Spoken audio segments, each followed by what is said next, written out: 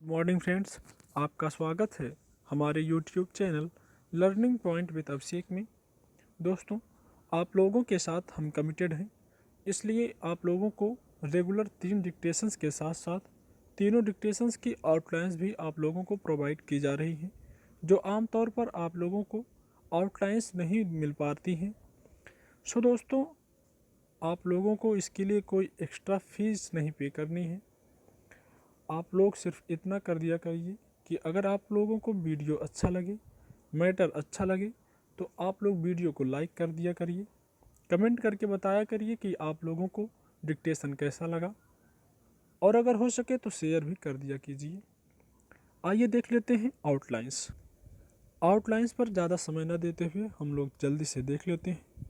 पहला शब्द है परिस्थितियों, दूसरा उदाहरण स्वरूप, बुद्धिमत्ता, विरले, विनाशकारी, भयभीत, परिजनों, उम्र दराज, अनमोल, उन्मूलन।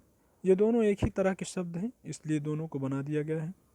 श्रेष्ठतम, विपरीत धारा, साहस, साहस में सह के आंकड़े का प्रयोग किया गया है। विवेक, मूलतः, आध्यात्मिकता, ये शब्द थोड़ा सा बड़ा है, आप लोग देख लीजिएगा। सांस्कृतिक, ये शब्द वो इम्पॉर्टेंट है। संस्कृत भी आता है, संस्कृति भी आता है और सांस्कृतिक भी आता है। तो अगर संस्कृत आए तो यस लिख के गोला कर देना है, और संस्कृति आए तो ई का मात्रा लगा देना है, और अगर सांस्कृतिक आए तो आप लोग देख ही रहे हैं, का से काट दीजिए। ठीक है।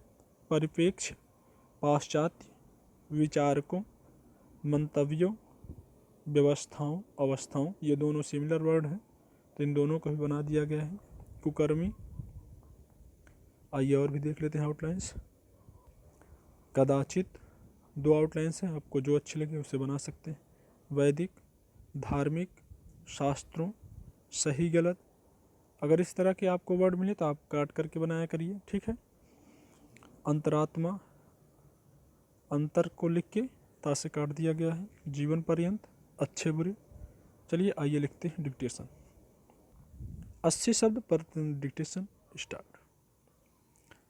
देश काल, समय तथा परिस्थितियों के अनुसार ही मनुष्य को अपने जीवन को ढालने का प्रयास करना चाहिए।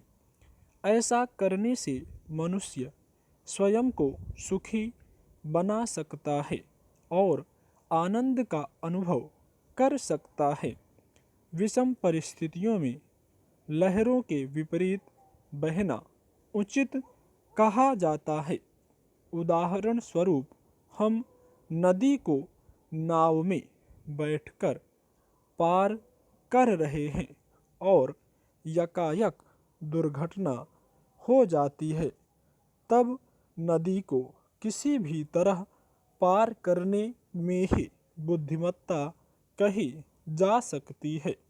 विरले ही मनुष्य होते हैं जो विषम परिस्थितियों में नदी की विपरीत धाराओं को तैरकर पार करते हैं, अर्थात संघर्ष कर नया मार्ग बना लेते हैं।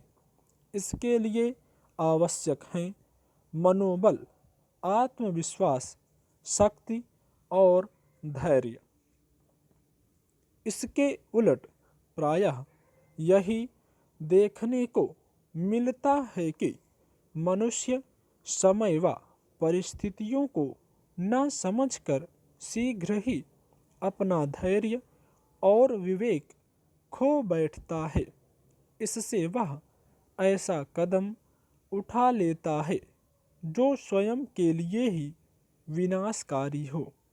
एक व्यक्ति कोरोना से इतना भयभीत हो गया कि अपना धैर्य और विवेक खो बैठा और आत्महत्या कर ली।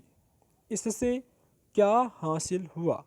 अपने परिजनों, प्रियजनों को दुख देने के अलावा इसका क्या परिणाम निकला?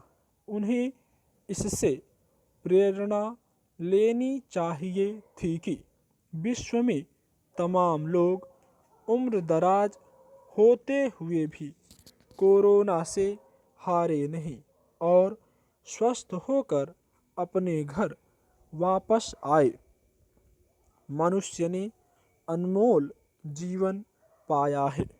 ऐसा घातक कदम उठाने से पहले एक बार विकल्प अवश्य सोचना कि यदि हम समय और परिस्थितियों के अनुसार नहीं ढल पा रहे हैं तो थोड़ा ठहर जाना, शांत मन से रास्ता खोजना चाहिए। कोई ना कोई रास्ता जरूर मिलता है। यदि कोई रास्ता ना मिले तो एक बार नदी की विपरीत धारा के बीच संघर्ष कर धैर्य, विवेक और साहस से तैर जाना चाहिए। नया जीवन बनाना, यही जीवन को श्रेष्ठतम बनाने की सार्थक कला होगी।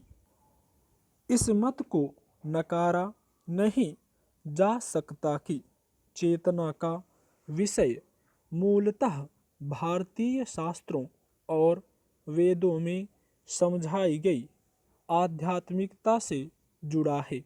इसलिए चेतना को इसी वैदिक, धार्मिक, सांस्कृतिक परिप्रेक्ष्य में ही समझा जाना चाहिए, न कि पाश्चात्य विचारकों के मंतव्यों से। हम सभी अपनी अपनी चैतन्य अवस्थाओं से जूझते हैं। जब कोई अमानवीय कृत देखते हैं तो हमारी मनः स्थिति चीत्कार कर उठती है कि ऐसे कुकर्मी की चेतना नहीं उबलती, उसे प्रतिबंधित करने को प्रेरित नहीं करती। कदाचित उसकी चेतना ने सही गलत में अंतर करना खो दिया है, या फिर उसकी अंतरात्मा जड़ हो चुकी है। दरअसल हम अपनी चेतना के अनुरूप जीवन पर्यंत अच्छे बुरे को परिभाषित करते रहते हैं। स्टॉप।